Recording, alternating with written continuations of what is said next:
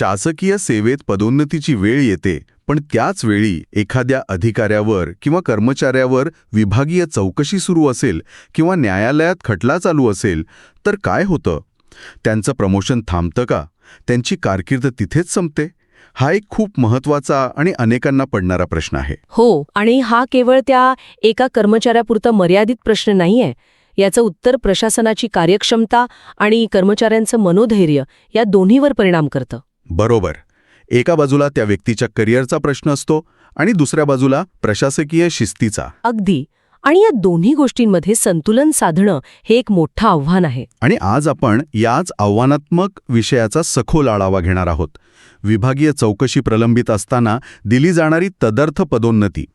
हे समजून घेण्यासाठी आपल्याकडे 3 महत्त्वाचे स्रोत आहेत. एक म्हणजे श्री विष्णुकांत बोरसे यांचं अभ्यास साहित्य, जे आपल्याला या संकल्पनेचा गाभा समजावून सांगतो. बरोबर. दुसरा स्रोत आहे महाराष्ट्र शासनाचा 15 डिसेंबर 2017 रोजीचा एक सविस्तर शासन निर्णय म्हणजे GR. हा या संपूर्ण प्रक्रियेचा कायदेशीर आधारस्तंभ आहे. सर्वात महत्त्वाचा स्रोत म्हणजे नोव्हेंबर 2025 मधला महाराष्ट्र प्रशासकीय न्यायाधिकरणाचा म्हणजे मॅटचा एका महत्त्वाच्या खटल्यातील निर्णय. हो, कारण हा निर्णय आपल्याला दाखवतो की कागदावरचे नियम प्रत्यक्षात कसे वापरले जातात. तर आजच्या चर्चेचं उद्दिष्ट हे आहे की तदर्थ पदोन्नतीचा हा गुंतागुंतीचा विषय सोप्या भाषेत उलगडून दाखवायचा. ही प्रक्रिया नक्की काय आहे, ती का अस्तित्वात आली आणि तिचे परिणाम काय होतात, हे आपण खोलात जाऊन समजून घेऊया. चला तर मग सुरुवात तदर्थ पदोन्नती या संकल्पनेपासूनच करूया. तदर्थ या शब्दाचा अर्थच आहे या कामापुरता किंवा तात्पुरतं. बरोबर. पण अनेकदा लोकांचा गैरसमज होतो की ही नेहमीसारखीच पदोन्नती आहे. अगदी. श्री बोरसे यांच्या साहित्यातून हे स्पष्ट होतं की तदर्थ पदोन्नती ही नियमित म्हणजे रेग्युलर पदोन्नती नाही. ही एक तात्पुरती व्यवस्था आहे. म्हणजे ही पदोन्नती हक्क म्हणून मागता येत नाही. पण मला एक प्रश्न पडतो की अशी तात्पुरती व्यवस्था करण्याची गरजच का पडते? सरळ आहे, चौकशी पूर्ण होईपर्यंत थांबावं. चांगला प्रश्न आहे. काय आहे की यामागचा विचार प्रशासकीय संतुलनाचा आहे. कल्पना करा, एखाद्या महत्त्वाच्या पदावरचा अधिकारी निवृत्त झाला आणि त्या पदासाठी जो सगळ्यात पात्र उमेदवार आहे त्याच्यावर काहीतरी चौकशी सुरू आहे. आता जर ते पद रिकामच ठेवलं तर प्रशासकीय कामाचा खोळंबा होऊ शकतो, महत्त्वाचे निर्णय रखडू शकतात.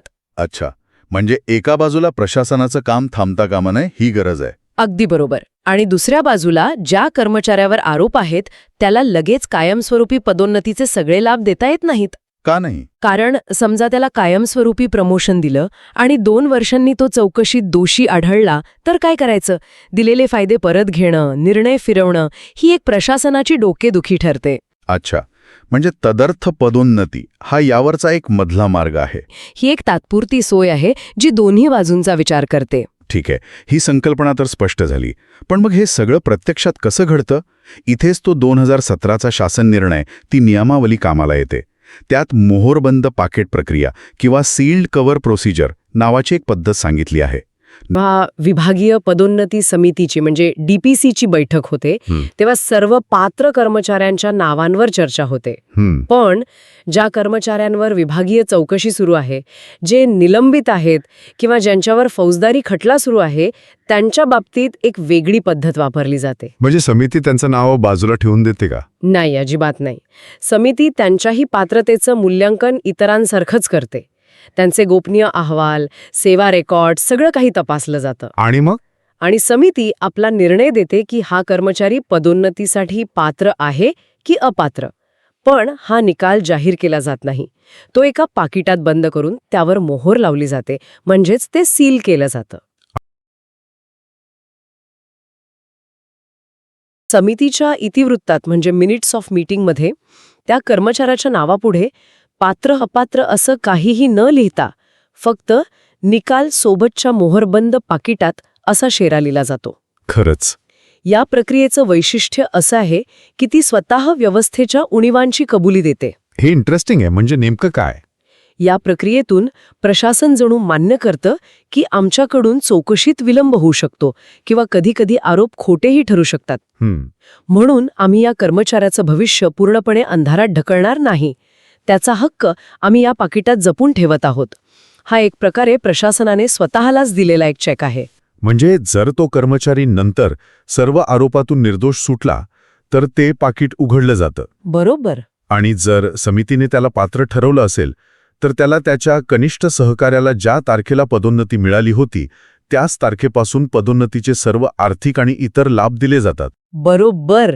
याला मानीव दिनांक किंवा नोशनल डेट म्हणतात. यामुळे विनाकारण सुरू असलेल्या चौकशीमुळे त्याचं जे करिअरचं नुकसान होणार असतं ते टाळता येतं. मानीव दिनांक हे एक प्रकारे करिअरसाठीचं टाईम मशीन झालं नाही का? त्याला निर्दोष ठरल्यावर थेट त्या तारखेला परत नेऊन ठेवलं जातं ज्या दिवशी त्याचं प्रमोशन व्हायला हवं होतं. अगदी अचूक शब्द वापरलात. हे टाईम मशीन नैसर्गिक न्यायाच्या तत्वाचं पालन करतं. पण एक मिनिट, समजा चौकशी किंवा कोर्टातला खटला खूप लांबला तर 5-7 वर्ष. मग तोपर्यंत ते पाकीट बंदच राहणार का? आणि ते टाईम मशीन बंदच राहणार का? हाच खरा कळीचा मुद्दा आहे. कारण आपल्याकडच्या यंत्रणांमध्ये विलंब होणं ही काय नवीन गोष्ट नाही. मग काय होतं, इथेच त्या शासन निर्णयाचं कलम 9 महत्वाचं ठरतं. आणि मला वाटतं हे या प्रक्रियेचं सगळ्यात महत्वाचं अंग आहे. हो, आणि ही तरतूद प्रशासकीय दिरंगाईवर एक प्रकारचा अंकुश ठेवते.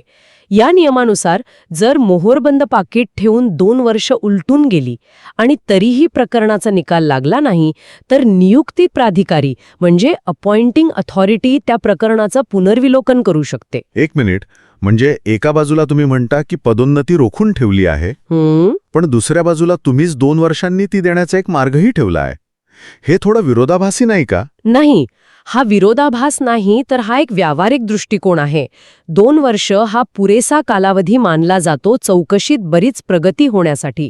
जर तितक्या काळातही काहीच निष्पन्न होत नसेल तर त्या कर्मचाऱ्याला अनिश्चित काळासाठी वेठीस धरणं योग्य नाही. अच्छा. म्हणून 2 वर्षानंतर प्रशासनिक जाणीवपूर्वक निर्णय घेऊन त्याला तदर्थ पदोन्नती देऊ शकतं. जाणीवपूर्वक निर्णय म्हणजे हा काही स्वैर किंवा मनमानी निर्णय नसणार, याचे काही निकष असणारच. नक्कीच. आणि हे निकष म्हणजे निव्वळ कागदी घोडे नाहीत. तो अधिकारी खरंच विचार करतो. स्वतःला काही प्रश्न विचारतो, जसं की ठीक आहे, या कर्मचाऱ्यावर आरोप काय आहे? ऑफिसला सारखं उशिरा येण्याचा की लाखोंच्या भ्रष्टाचाराचा? दोन्हीचं वजन सारखं असू शकत नाही. बरोबर. म्हणजे आरोपांचा गांभीर्य हा पहिला निकष झाला. आणि दुसरा प्रश्न असतो, ही केस का लांबतीये? हा कर्मचारी मुद्दाम तारखांवर हजर राहत नाहीये की सरकारी यंत्रणेकडूनच विलंब होतोय? जर कर्मचारी स्वतः जबाबदार असेल तर त्याला सहानुभूती मिळण्याची शक्यता कमी होते. तिसरा निकष जनहिताचा असणार. म्हणजे ह्या व्यक्तीला पदोन्नती दिल्यास लोकांच्या हिताला बाधा येईल का? समजा एखाद्यावर भ्रष्टाचाराचे गंभीर आरोप असतील आणि त्याला अशा पदावर बढती दिली जिथे मोठे आर्थिक व्यवहार आहेत तर ते धोकादायक ठरू शकतं. बरोबर. आणि चौथा मुद्दाही याच विचारातून येतो. हो, पदोन्नतीच्या पदाचा वापर करून तो कर्मचारी चौकशीवर प्रभाव टाकू शकतो का? साक्षीदारांना धमकावू शकतो का? पुरावे नष्ट करू शकतो का? ह्या सगळ्याचा विचार केला जातो. थोडक्यात सांगायचं तर हा एक प्रकारचा रिस्क असेसमेंट आहे. आणि यात एक विशेष मुद्दा पण आहे ना, सेवानिवृत्तीबद्दलचा. हो, शासन निर्णयात स्पष्ट म्हटलंय की जर कर्मचारी सेवानिवृत्तीच्या 1 वर्षाच्या आत असेल तर त्याला तदर्थ पदोन्नती सहसा दिलीच जात नाही. यामागचं कारण काय? यामागचं कारण पूर्णपणे आर्थिक आहे. जर शेवटच्या वर्षात पदोन्नती मिळाली तर उच्च वेतन श्रेणीमुळे त्याच्या निवृत्ती वेतनात म्हणजे पेन्शनमध्ये मोठी वाढ होते. प्रकरण प्रलंबित असताना असा मोठा आर्थिक लाभ देणं टाळलं जातं. तर हे नियम आणि प्रक्रिया तर खूपच विचारपूर्वक बनवल्यासारखी वाटते. पण खरा प्रश्न हा आहे की प्रत्यक्षात ह्याचं पालन होतं का? बरोबर. की हे नियम फक्त कागदावरच राहतात. आणि इथेच आपल्या तिसऱ्या स्रोताची, त्या मॅटच्या निर्णयाची एंट्री होते. हे प्रकरण आहे जळगाव जिल्ह्यातील पोलीस कर्मचारी श्री वसंत निकम आणि इतर 5 जणांचं. हो, या प्रकरणात या नियमांची खरी कसोटी लागली. हे सर्व अर्जदार पोलीस हवालदार, सहाय्यक पोलीस उपनिरीक्षक किंवा पोलीस उपनिरीक्षक या पदांवर पदोन्नतीसाठी अनेक वर्षांपासून पात्र होते. पण त्यांच्या पदोन्नतीच्या मार्गात एक मोठा अडथळा होता. तो म्हणजे या सर्वांविरुद्ध फौजदारी खटले प्रलंबित होते. बहुतेक प्रकरणं लाचलुचपत प्रतिबंधक विभागाची म्हणजे अँटी करप्शन ब्युरोची होती, जी अनेक वर्षांपासून न्यायालयात सुरू होती. त्यामुळे नियमाप्रमाणे विभागीय पदोन्नती समितीने त्यांचे निकाल मोहरबंद पाकिटात ठेवले होते. विचार करा त्या पोलीस कर्मचाऱ्यांची अवस्था. अनेक वर्ष एकाच पदावर, कोर्ट कचऱ्यांच्या फेऱ्या सुरू, आणि त्यांच्या डोळ्यांदेखत त्यांचे ज्युनियर्स अधिकारी बनून पुढे जात आहेत. खरंय, त्यांच्यासाठी हा केवळ नोकरीचा नाही तर सन्मानाचा आणि मनोधैर्याचा प्रश्न बनतो. अगदी. धच राहतील. हो, तोपर्यंत ती पाकिटं बंदच राहतील. त्यांनी 2 वर्षांच्या नियमाकडे पूर्णपणे दुर्लक्ष केलं. मग या कर्मचाऱ्यांनी या भूमिकेला न्यायाधिकरणात आव्हान दिलं आणि तिथेच या केसला कलाटणी मिळाली. हो ना, न्यायाधिकरणाने विभागाची ही भूमिका पूर्णपणे चुकीची ठरवली. अच्छा. हो, मॅटने त्यांना आरसाच दाखवला. न्यायाधिकरणाने स्पष्टपणे 2017च्या शासन निर्णयातील त्याच कलम 9चा संदर्भ दिला, ज्याची चर्चा आपण आत्ताच केली.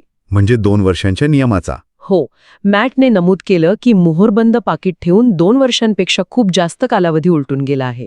त्यामुळे या कर्मचाऱ्यांना तदर्थ पदोन्नती देण्याबाबत जाणीवपूर्वक निर्णय घेणं हे विभागावर बंधनकारक आहे, त्यांची मर्जी नाही.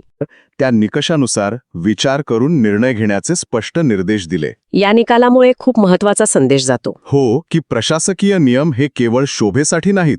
तो 2 वर्षांचा नियम कर्मचाऱ्याला दिलासा देण्यासाठी आहे